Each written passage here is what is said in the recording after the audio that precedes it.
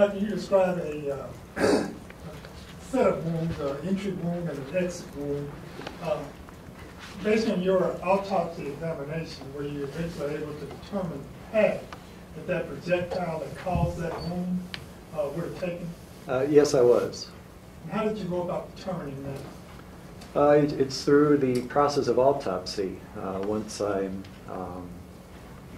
have opened the body and able to examine the internal organs, I can trace the path of a bullet as it goes through the tissues, because a bullet will create tears and hemorrhage through the tissues as it goes through it.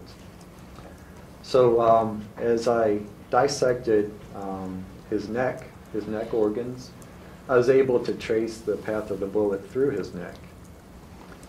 And the bullet, after it went through the skin and underlying muscle in the left side of his neck, the bullet went through his voice box.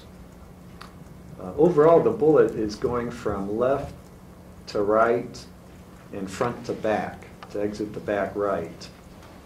Dr. Dolinak, with the court's permission, would you come in front of the jury box and use me to demonstrate the path? Sure. So right here to the left of the front of his neck, right under his jaw, that's where the bullet went in. And let me slow you down just a second. On this side, on my left side, could that be consistent with a right-handed person having a pistol and pointing it this way and firing a shot?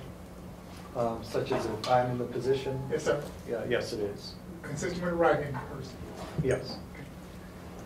So maybe if I could tilt you to the side. So after that bullet comes in right there, it exits right about here. No. So you can see the path that it takes going through the neck. And Dr. Dolinak, you described two arteries as being struck by that bullet that went through Officer Padron's neck.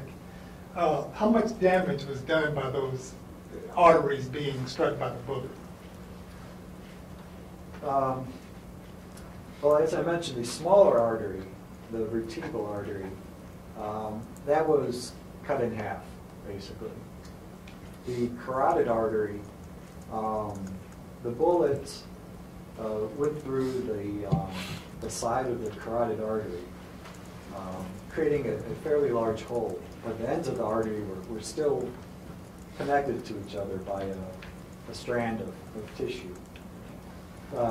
Those arteries carry quite a bit of blood, so once they're damaged, there'd be quite a bit of hemorrhage resulting in, and the hemorrhage would be rapid. When you say hemorrhage, it was what we lay people call bleeding. Bleeding, right. So there's going to be a lot of bleeding. Right.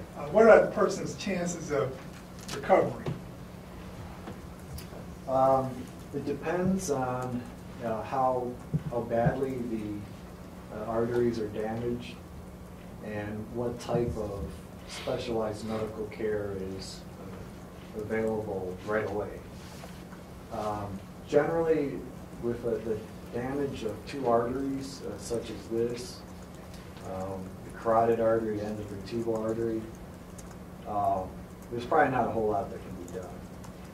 Just because the hemorrhage, it's rapid, it's profound, and it's difficult to control. It would be accurate to say that those are fatal injuries. Yes. In fact, they caused Officer Jaime Padron's death. Yes, they did. Thank you, Dr.